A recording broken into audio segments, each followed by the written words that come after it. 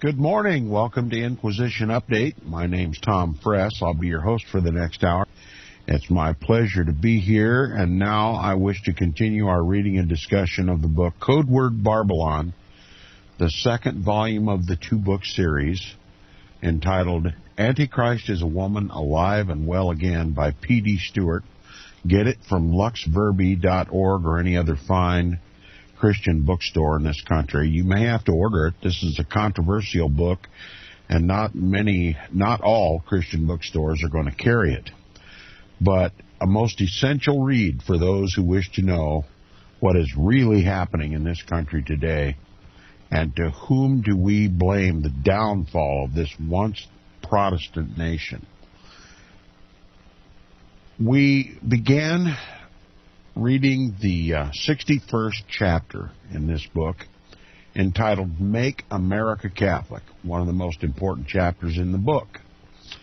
And it begins by speaking specifically about the Knights of Columbus, a Roman Catholic, sort of a Freemasonic institution, a secret institution, the Knights of Columbus, and their political wranglings in the country.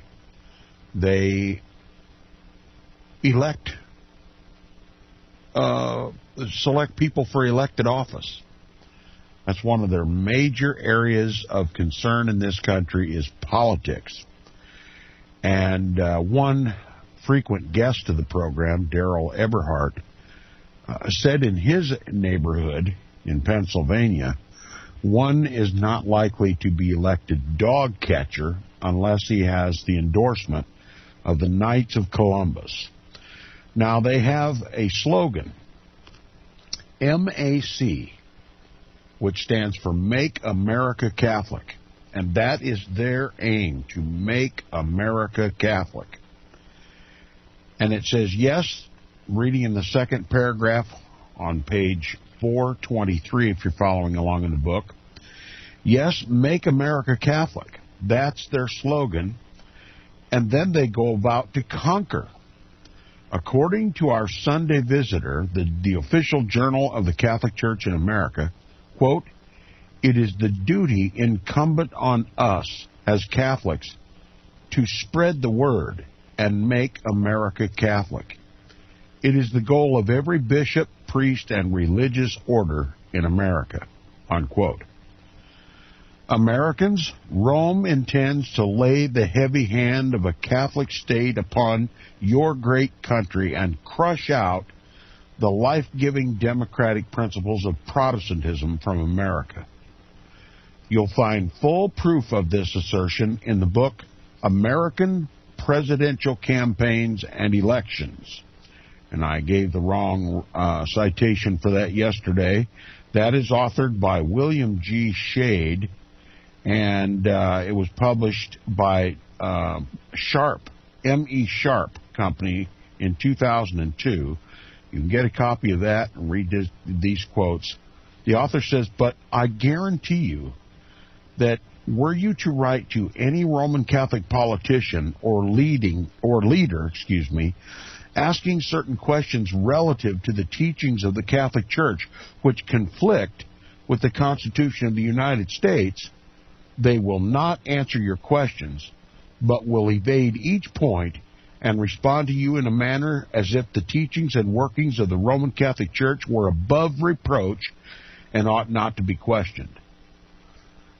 But if my reader could care to know the answer to any such questions, let him read the following. Quote, all Catholics should exert their power to cause the constitutions of states to be modeled to the principles of their church. Unquote. That's a quote from Antichrist Pope Leo XIII, dated November 7th, 1890. So from the quote-unquote Holy Father himself came the decree that every Roman Catholic has a moral obligation to his church to change the constitutions of state, that is our Constitution, the Constitution of the United States, to make it conform to the principles of the Roman Catholic Church. The author continues with a quote. He says, when a Catholic candidate is on the ticket and the opponent is a non-Catholic, let the Catholic candidate have the vote, no matter what he represents, unquote. That from the Catholic Review, July 1894. For more of the same, see the book entitled The Papacy and the Civil Power, pages 172 and 173. And this was the author of which is R.W. Thompson, and we're going to get to that book. It may even be on deck. I haven't quite decided yet, but that book is very important. The Papacy and the Civil Power by R.W. Thompson. And if you don't yet have a copy of that book, that's a great book to add to your library. It's an even greater book to read, to actually read and comprehend. And we're going to do that right here on Inquisition Update. Now, P.D. Stewart continues, you see, kind reader, the oath taken by the faithful, that is, the faithful Roman Catholic, means nothing when it conflicts with their allegiance to the Pope. Indeed, his church expressly tells him, each and every Catholic is taught, quote, when mental reservation is permissible, it is lawful to corroborate one's utterances by an oath, if there be an adequate cause, unquote. In other words, to perjure oneself. Now, let me give you an example, what this author's trying to say. That if you were to confront a Roman Catholic politician in this country and ask him questions about his business as it relates to the Roman Catholic Church, how he is trying incrementally in commensurate with Pope Leo XIII's command to change the constitutions of states and to conform his nation to the principles of Roman Catholicism, that he would lie to you and then swear with an oath that that is not what he was doing. When it is permissible to have a mental reservation, as stated in this quote, this is the instance. It is permissible in Roman Catholic morality to perjure oneself with a false oath if it benefits the church. Now, the quote that I read, listen again. When mental reservation is permissible, it is lawful to corroborate one's utterances by an oath if there be an adequate cause.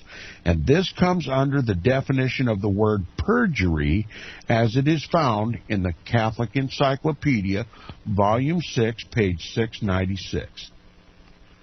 In other words, it's not just your duty to make America Catholic, you Catholic politicians, but it's your duty to perjure yourself in swearing that that's not what you're doing. Because what you're doing in your office in making America Catholic is following the dictates of your God in Rome, and God is superior to the state. Therefore, you may perjure yourself. I hope my listeners are getting the message. Rome has its own morality, and it's not based on God's law. Truthfulness is just an expediency. You can claim and boast truthfulness only when you tell the truth in matters that don't matter. But you may lie to your heart's content if it benefits the church. Now, he continues, he says, and in their own book, Explanation of Catholic Morals, they tell us, quote, the truth we proclaim under oath is relative and not absolute, unquote. Let me read it again for those who missed it. The truth we proclaim under oath is relative and not absolute, which just proves the thesis. Their oath, the truths that they tell under oath, is not the truth. It's relative. They're not absolute. In other words, they can lie out their yazoo if it benefits the church. It's a laudable thing to lie and perjure oneself if it benefits the church. That's Roman Catholicism. And it's been demonstrated throughout history. And if you think Roman Catholic politicians in this country are exempt from this maxim, you're mistaken. Now, another quote. He says, I admit the Pope can absolve Catholics from allegiance to the form of government under which they reside. Unquote. That was a quote by Priest McDermott in a sermon in Philadelphia, April 15, 1894. In other words, when the Pope issues an edict that you must rise up against your government, you must overthrow your Constitution and put in its place Roman Catholic canon law, that's what they may do. Here's what Priest McDermott said. Again, listen carefully. I admit the Pope can absolve Catholics from allegiance to the form of government under which they reside. So this priest gives the Pope what the Pope claims by divine right anyway, the ability to seat and unseat kings, to seat and unseat governments, and literally by divine right to rule the world. And at his whim, he can raise up the Catholics to overthrow the government. Now, one example of this was in 1857 when, quote, the Pope declared the laws of Mexico as not binding, and the citizens be absolved from all obedience to the ruler of the country, unquote, in an effort to involve the United States in the war with Mexico. The Pope just simply declared a rebellion against the established government of Mexico. Just overnight instilled total instability in Mexico to draw the United States into the war. Obviously, we want a stable country on our southern border, and if chaos is what's needed to generate a new synthesis, that's what the Pope does. He simply absolved all Catholics from rebellion against their government.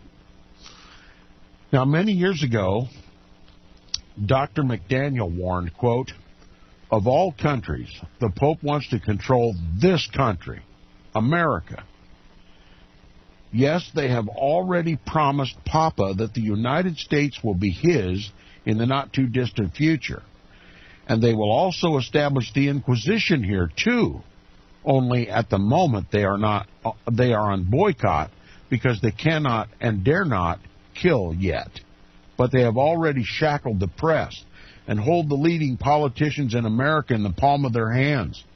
And the cowardly politicians, Watson further observed, quote, are in deadly fear of them, so that when the time comes for them to strike, there will be no voice to raise the alarm. That's what's going to happen. They're going to make America Catholic. In the not-too-distant future, they have promised to make America Catholic, to hand over the United States to the Papacy, and when they do, they will establish the Inquisition here, too. That's the thesis of Inquisition Update. That's why I named this program Inquisition Update. To raise the alarm, to sound the alarm of what Rome fully intends to do and has made no secret of it. Now, the author cites similar words of warning from another author. He says, quote, the Romish Church now presents a fair front to the world, covering with apologies her record of horrible cruelties. She has clothed herself in Christ-like garments, but she is unchanged.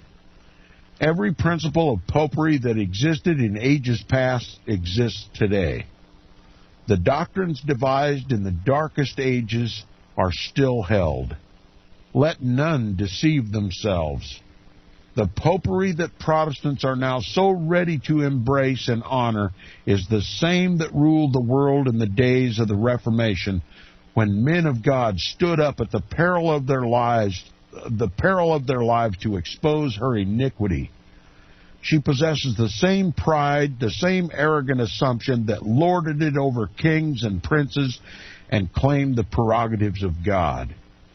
Her spirit is no less cruel and despotic now than when she crushed out human liberty and slew the saints of the Most High. Thomas Watson also said, again, quote, "Rolling upon the horizon are these appalling storm clouds, and few there be who will take warning. The Protestant churches are blind to the awful danger. The state authorities are indulging a fatal security. The general public is strangely apathetic, indifferent to the growth of a religion which openly denounces freedom of thought, freedom of speech, freedom of conscience, and freedom of education. A religion which is implacably antagonistic to the very principles upon which our republic stands," unquote. In this third millennium, the agencies of Antichrist are sowing revolutions, as they have throughout history, and they orchestrate economic catastrophes, bringing society to its knees. That's exactly what they're doing today. The economic crisis of this country and the world is manufactured because they're making the world Catholic. They're bringing in a global government over which the Pope will rule supreme. They're bringing in a new economic system over which the Pope will rule supreme. They're bringing in a new global social structure over which the Pope will rule supreme. Now, so Americans, I say as did Dr. Colin Campbell, deal with reality or reality will deal with you. For to quote Professor Morse again, quote, "Already the serpent has commenced his coil about our limbs, and the lethargy of his poison is creeping over us. We must awake or we are lost. Our liberties are in danger. The house is on fire. Can we not believe it till the flames are touching our flesh?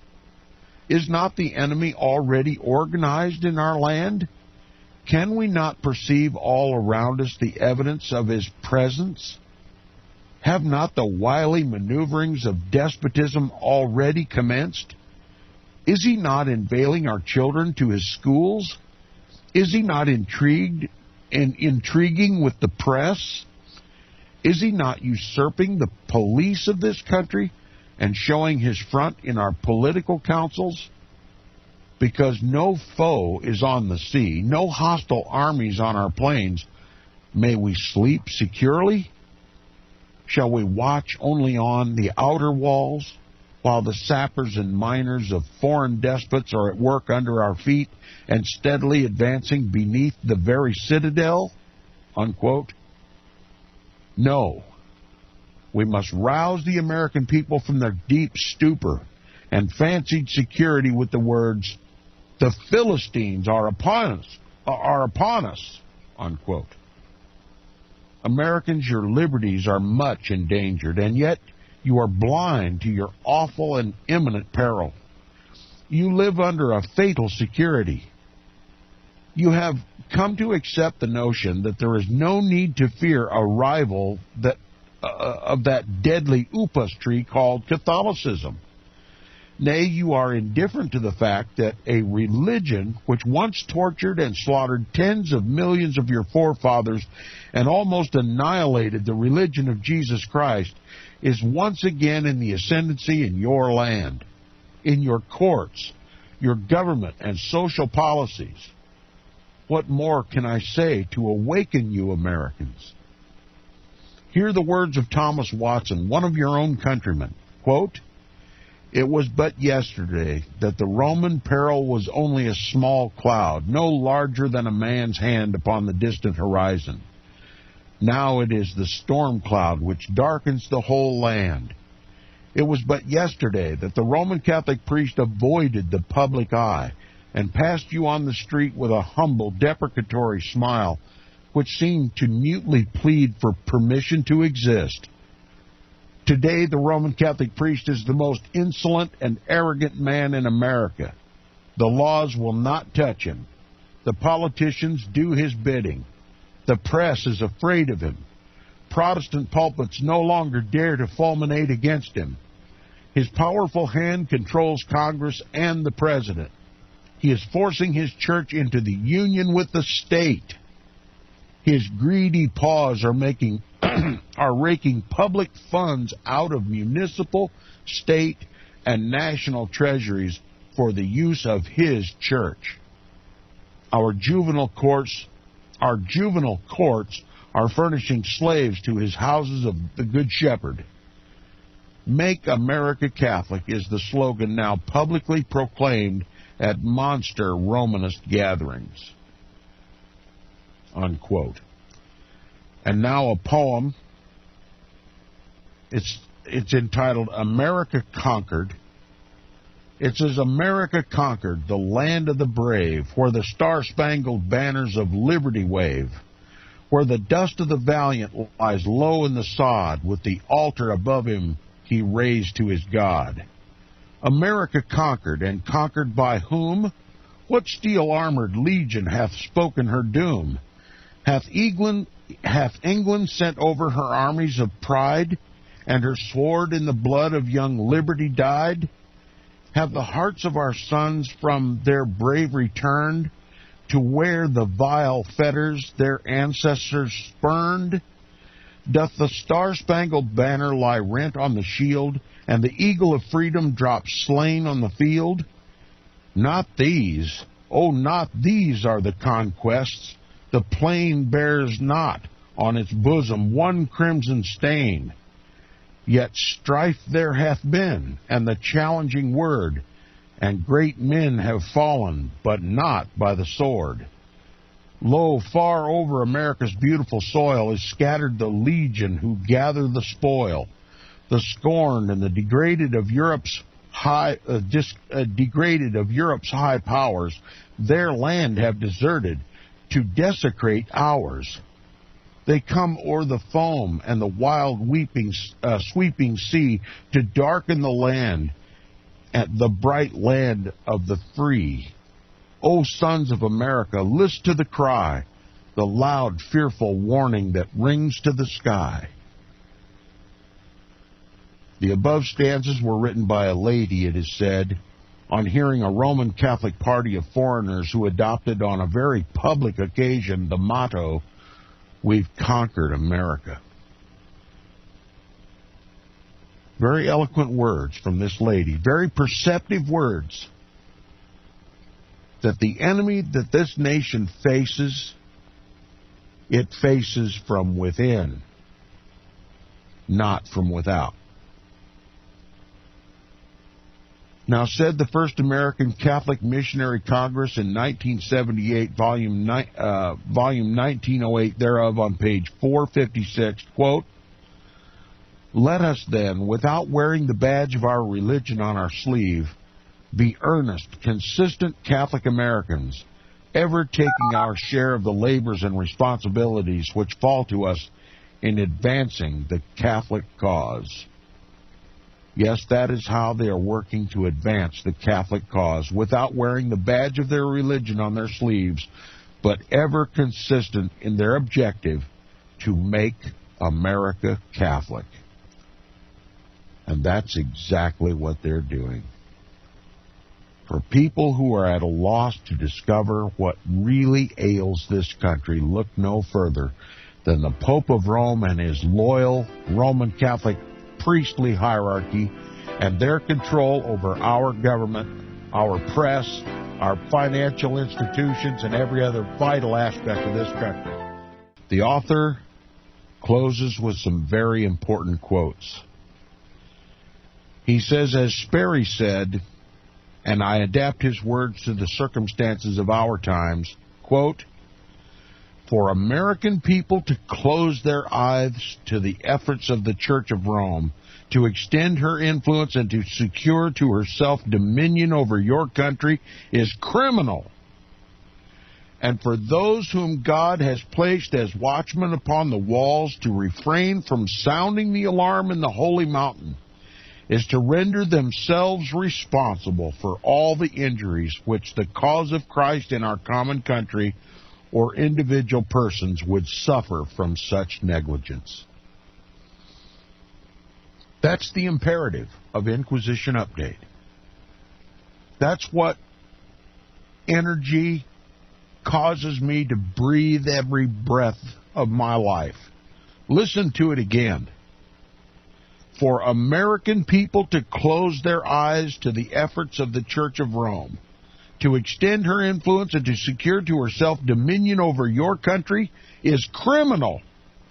And for those whom God has placed as watchmen upon the walls to refrain from sounding the alarm in the holy mountain is to render themselves responsible for all the injuries which the cause of Christ and our common country or individual persons would suffer from such negligence. Inquisition Update will not be held responsible for keeping silent about this upas tree called Roman Catholicism that now, like a vine, has grown over this country and seeks to take it over and devour its very essence, and to throw its people into spiritual and physical bondage to the biblical and historical Antichrist, the Pope of Rome. The author says, I say to you again, America, Rome's intention is to make your country Catholic.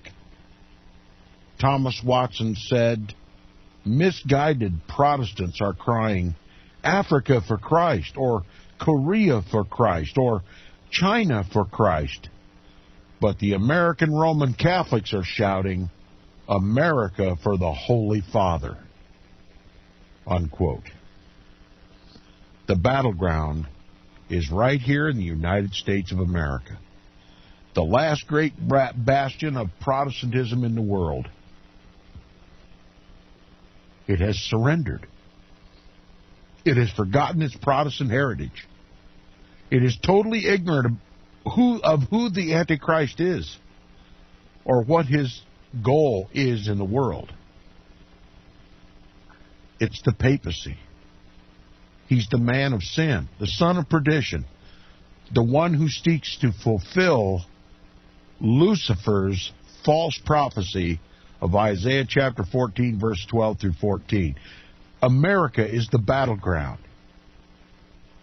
Will American Protestants waken from their slumber in time to save this country?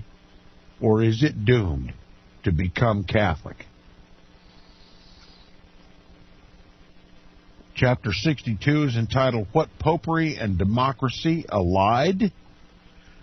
Let me just begin by saying popery, pope worship, Roman Catholicism is the very antithesis of democracy.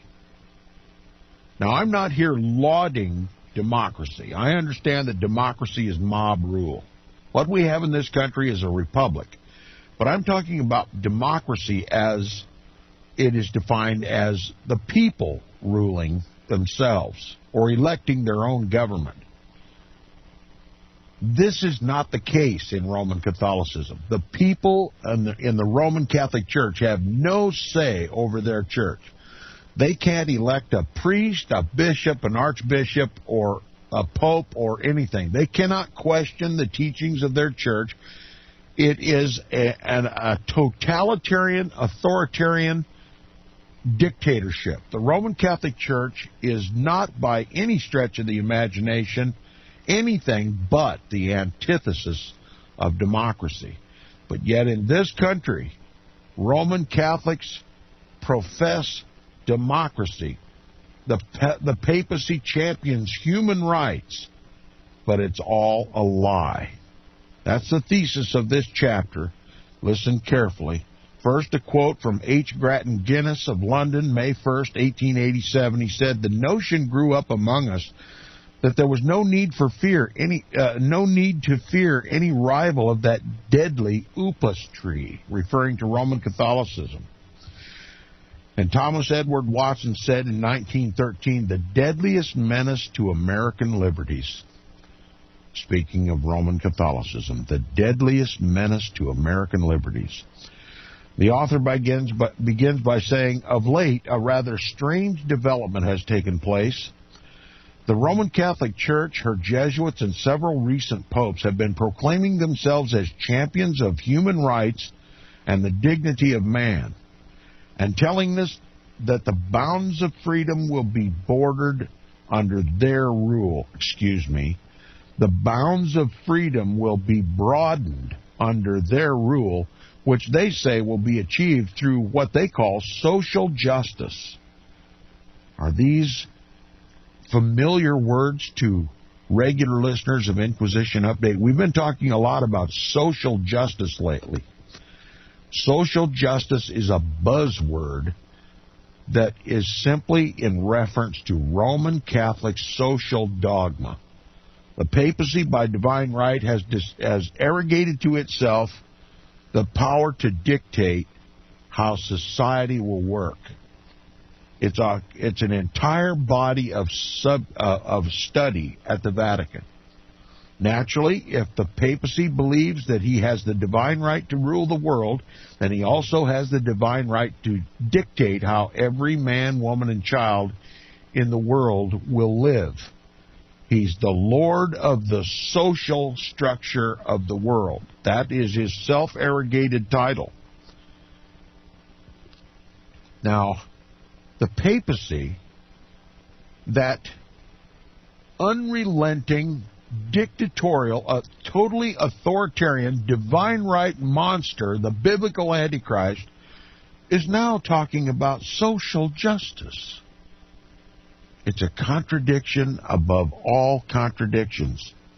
And let us not fall for any of these musical words from the papacy about social justice and human rights. The papacy is the most authoritarian, dictatorial regime ever to raise its head on the earth. History leaves no room for doubt about this. Now, the author continues, he says, I say strange because no more than 60 years ago, Catholicism, as a doctrine, to use the words of Professor Morse, was doubly opposed to civil and religious liberty. It decried all that was valuable in our free institutions. And as a religious system, it was the avowed and common enemy of every other religious sect in the land. And it made the Christian religion and despotism appear identical. Talking about the days of the 1800s when Pope Pius IX issued his encyclical and syllabus of error, damning our form of government. Okay, the papacy said that our constitutional liberties were a pestilential error and wished to return this country back to the despotism that the papacy ruled over during the Dark and Middle Ages. All right. The papacy was openly opposed to liberty.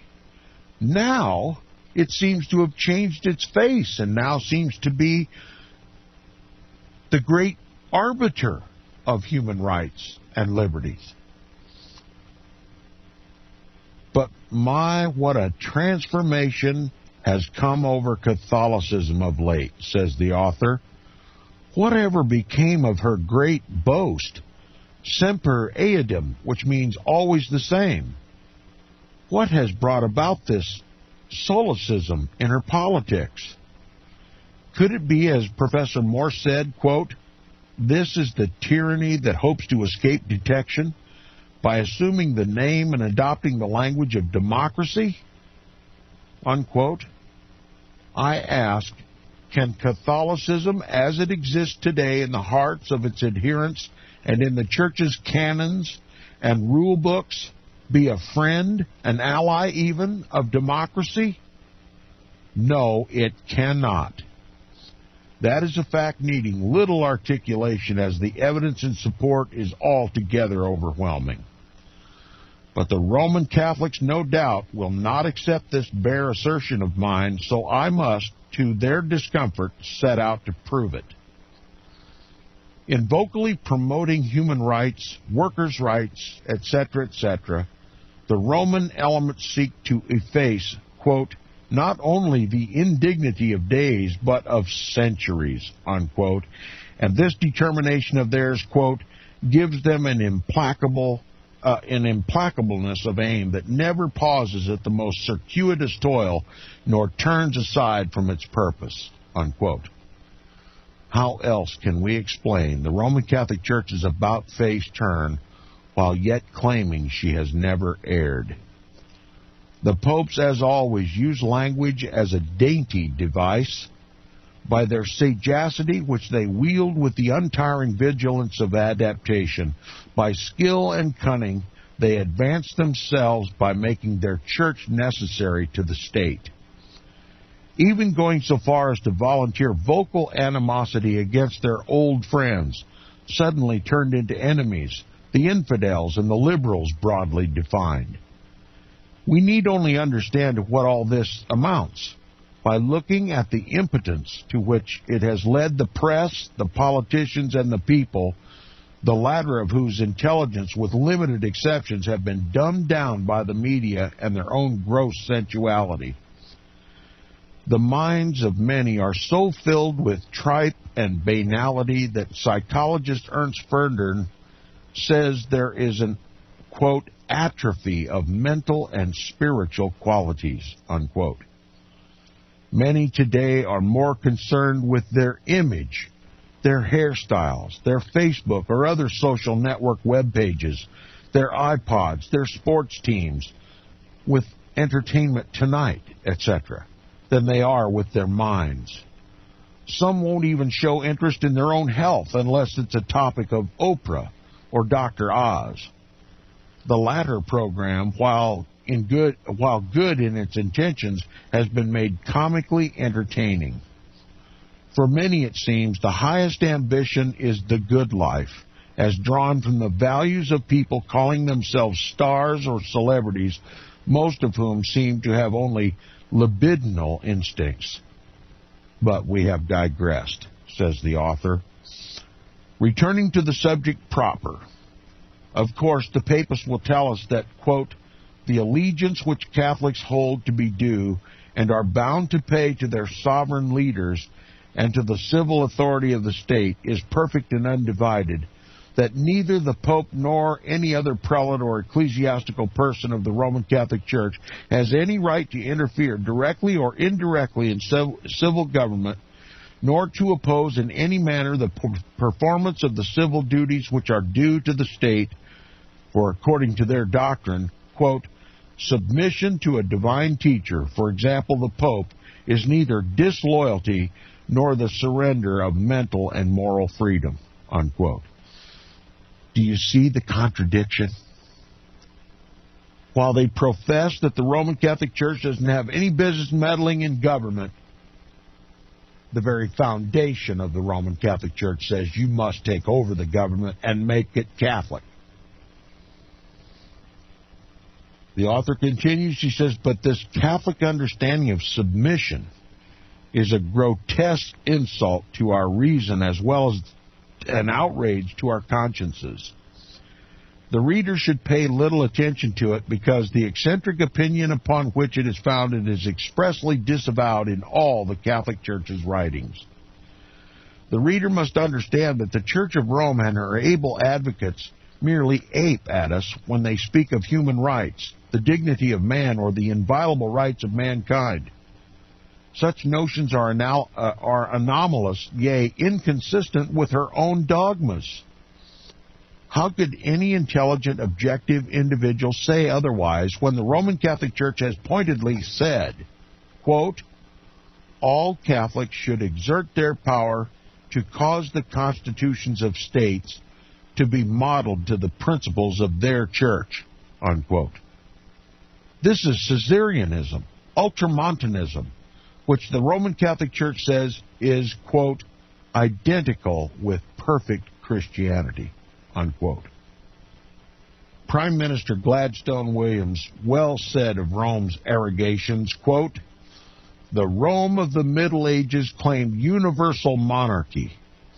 The modern Church of Rome has abandoned nothing, retracted nothing. Is that all? Far from it.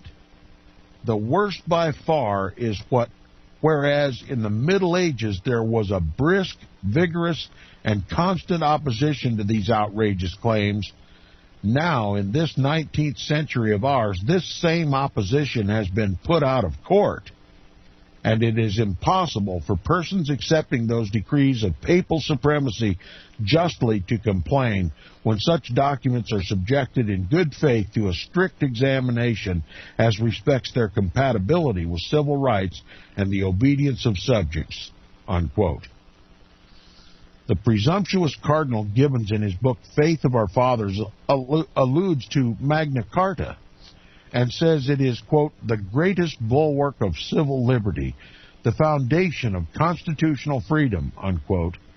And then he asked, with his usual effrontery, quote, who were the framers of this this memorable charter, unquote.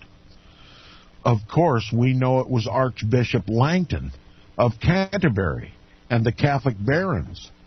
But what Cardinal Gibbons fails to mention as one of the more trivial facts is that Magna Carta was nothing more than a reassertion of the ancient Saxon liberties which the Catholic barons of Normandy had previously suppressed.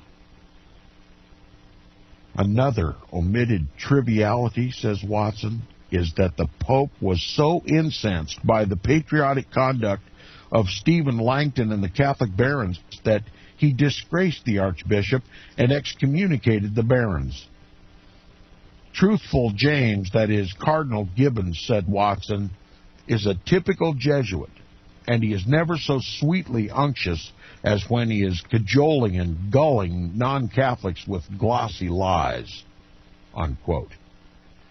In any event, what rights do the ordinary lay Catholics have in the say or government of their church? Do they elect bishops or the Pope? Have any input in the policies of the Holy See? Can they remove a bishop or a pope from office? No. There's an old saying, charity begins at home. The Catholics do not practice democracy in their own church, but talk about it abroad. Said Samuel Morse, a gentleman of learning, intelligence, universal esteem, inventor of the Morse code, quote, the unnatural allegiance of popish Catholic democracy must be exposed, unquote.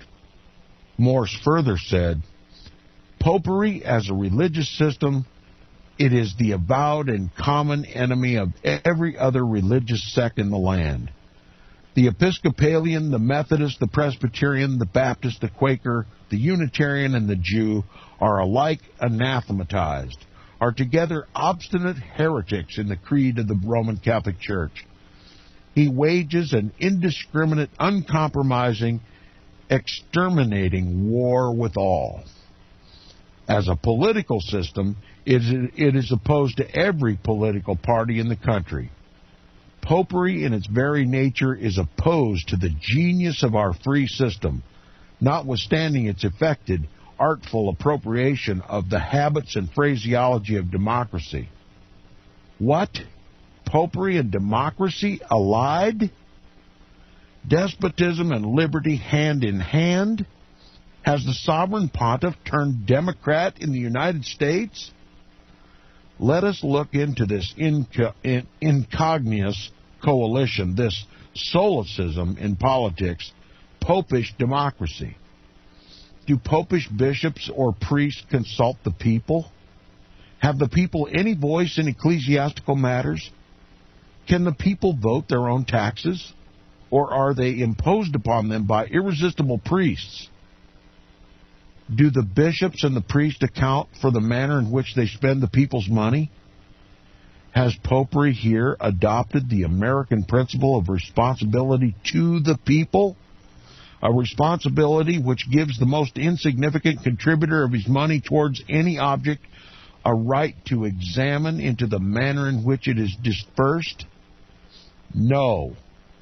The people account to their priests in all cases, not the priests to the people in any case. What sort of democracy is that where the people have no power and the priests have all by divine right? Let us hear no more of the presumptuous claim of popery to democracy. Popery is the antithesis of democracy. But ask Morse further, is there a secular journal that has even hinted to its readers the existence of this double conspiracy? The most dangerous political religious sect that ever existed? And is any alarm manifested by the secular press? No. They are altogether silent on this subject. They presume it is only a religious controversy, and they cannot meddle with religious controversies. They must not expose religious imposture, lest they should be called pious, or I will add the word bigot. They have no idea. We cannot, said Professor Morse, be too often reminded of the double character of the enemy who has gained foothold upon our shores. For although popery is a religious sect, and on this ground claims toleration side by side with other religious sects, yet popery is also a political, a despotic system, which we must repel as altogether incompatible with the existence of freedom, which must be resisted by all true patriots." Unquote. Thomas Watson rejoins. He says, "Roman Catholicism threatens the very foundations of our institutions, strikes at the very root of our liberties. A good Roman Catholic is bound to believe that supreme sovereignty is inherent in the Holy Papa at Rome, and that the Papa has the power to depose kings and rule nations. That has always been the Roman Catholic doctrine, and the Church boasts that it never changes. It can wait, it can dissemble, it can wheedle and hoodwink and deceive, but it does not in spirit change. Its purpose is ever the same, and wherever it has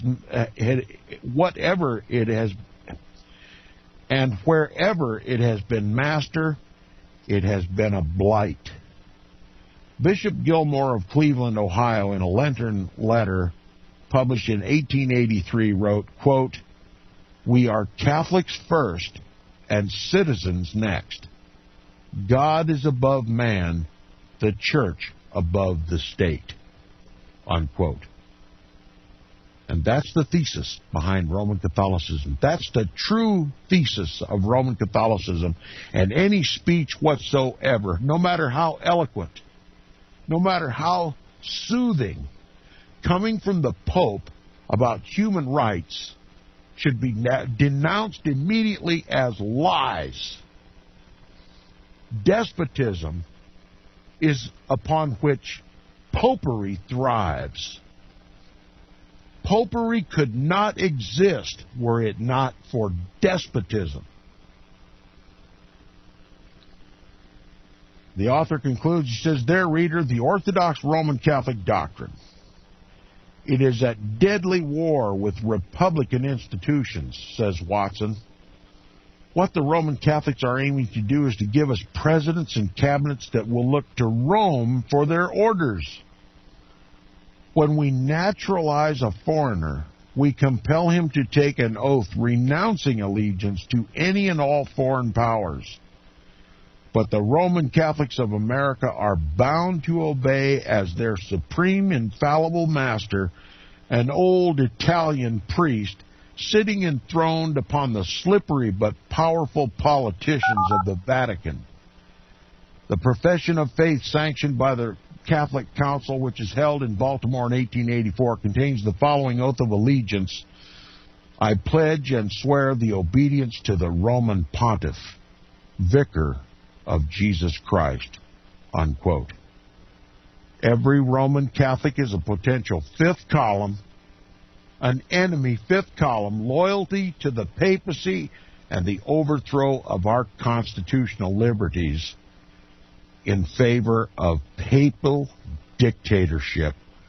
And that literally defines the New World Order.